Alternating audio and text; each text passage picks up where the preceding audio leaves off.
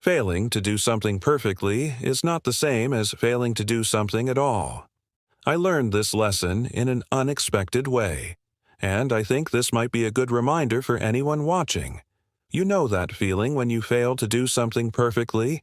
It's disappointing, especially when it feels like everyone else can do it well except you. In those moments, it's easy to feel like a complete failure. But what if we change the way we think about these situations? What if instead of seeing these moments as proof of our inadequacy, we saw them as opportunities to learn and grow? For me, this lesson was driven home during one of my first experiences with public speaking. I was eager to share my ideas, but as soon as I started speaking, I knew I messed up. My voice cracked, I stumbled over my words, and I could see the audience's confusion and amusement at my awkwardness. In that moment, I wanted to disappear. The experience left me shaken, convinced that I had failed as a speaker. But then, something unexpected happened. A colleague pulled me aside after the presentation and said, "That was fantastic. The team loved it." I couldn't believe it. I felt like I had bombed. But my colleague continued, "You were so passionate and engaging. I could see the audience was completely captivated by your energy." Her words were a revelation. Even though I didn't feel like I had done well, someone else saw value in my presentation. This experience taught me a profound lesson. Failing to do something perfectly is not the same as failing to do something at all. Sometimes our fear of not doing something perfectly can paralyze us from even trying. But if I had listened to my fear, I would have missed out on the opportunity to learn the valuable lesson that day. And I would never have known how engaged my audience actually was. I learned that success and failure are often subjective and context-dependent. What might be considered successful in one situation might not be in another. And sometimes what appears to be a failure can actually be a stepping stone to success. This realization shifted my perspective on setbacks. Instead of focusing on the things I didn't do well, I began to appreciate the learning opportunities that every experience offered. In the field of education, there's a growing movement towards growth mindset, popularized by Stanford psychologist Carol Dweck. She argues that our beliefs about whether we can improve our abilities or intelligence have a profound impact on our achievements. Those who believe they can improve, embrace challenges, persist in the face of setbacks, and ultimately outperform those who have a fixed mindset.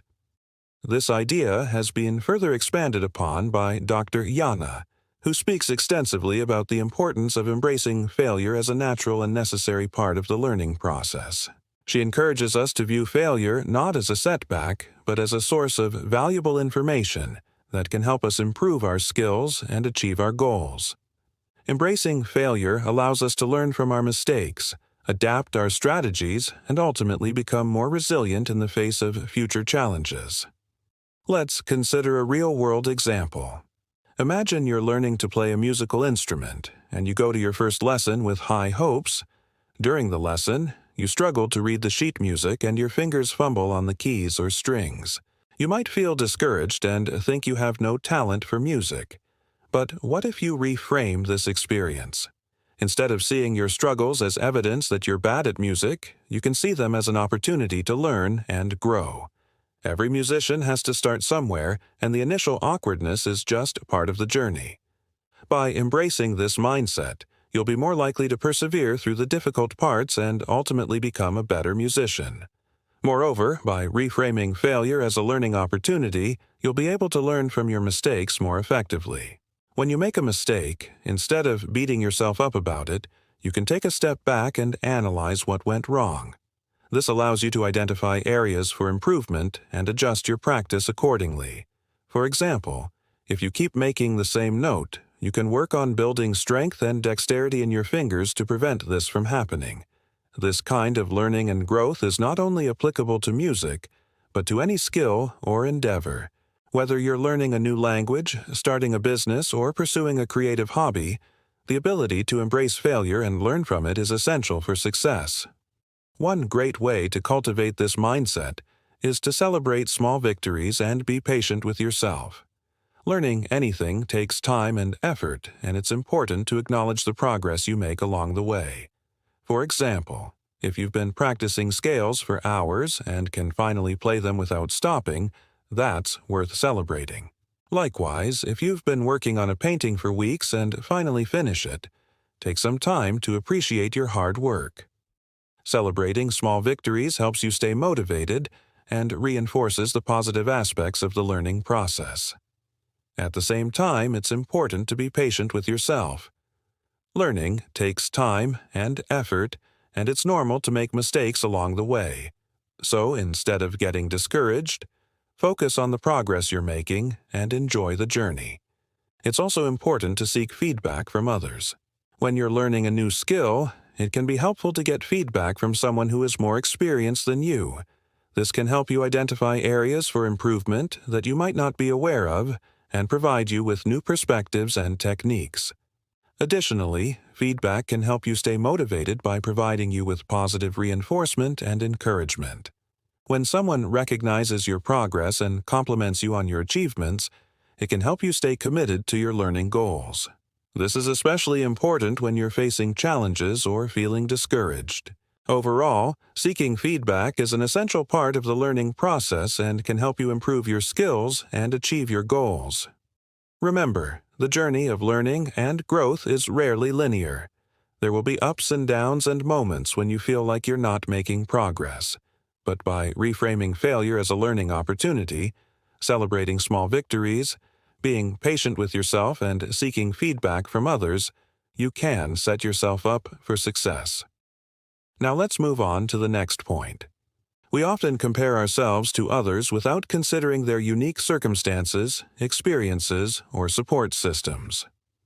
Comparing ourselves to others can lead to feelings of inadequacy, envy, or resentment, which can be detrimental to our well-being and success.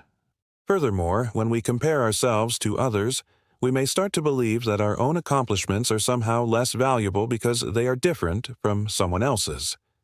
This can lead to a sense of discouragement and make it difficult to celebrate our own successes. Instead of comparing ourselves to others, we should focus on our own unique strengths and abilities and celebrate our own accomplishments. Everyone has their own journey, and comparing ourselves to others can detract from the satisfaction we should be feeling. We should focus on setting our own goals and striving to achieve them rather than trying to keep up with the achievements of those around us.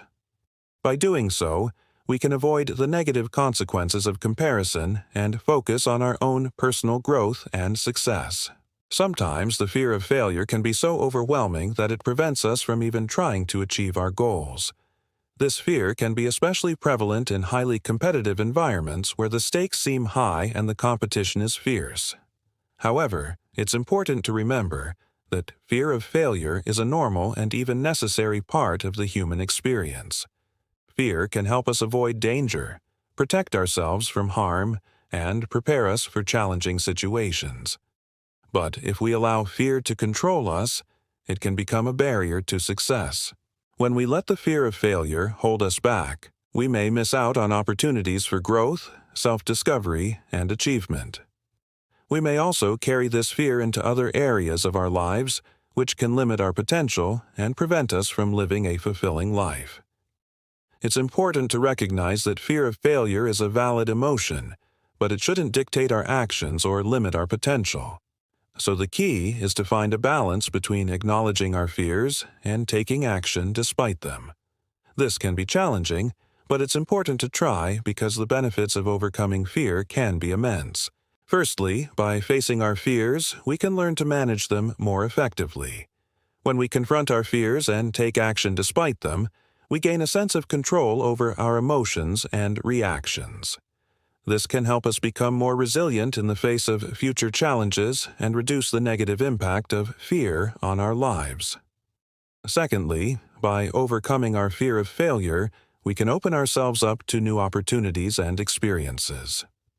When we let fear control us, we may miss out on important opportunities for growth and self-discovery.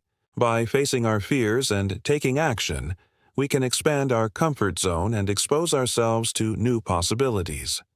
This can lead to new friendships, career opportunities, and personal achievements that we may have otherwise missed out on.